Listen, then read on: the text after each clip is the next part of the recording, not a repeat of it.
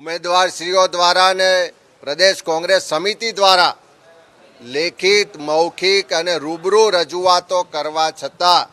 એના પર કોઈ કાર્યવાહી કરવામાં આવી નહીં।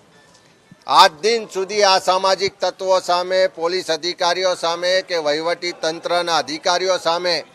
કોઈ પણ તપાસ કે પગલાં સુદ્ધા લેવામાં આવ્યા નથી। એના કારણે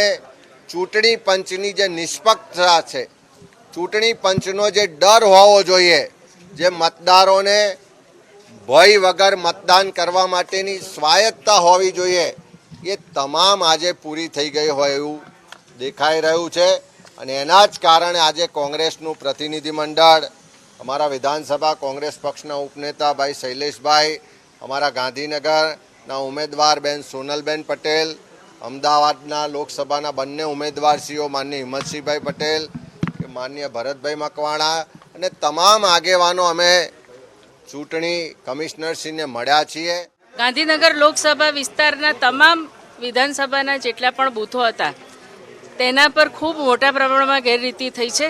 એનો અમે 7મી તારીખે અને એના પહેલાં પણ 6ઠ્ઠી તારીખે પણ મેલ કર્યા હતા અને જાણ કરી હતી, પરંતુ હજી સુધી પણ એક પણ અધિકારીની સામે પગલાં લેવામાં આવ્યા નથી। ખાસ કરીને આખા વિસ્તારમાં જે માઇનોરિટીના વિસ્તારો હોય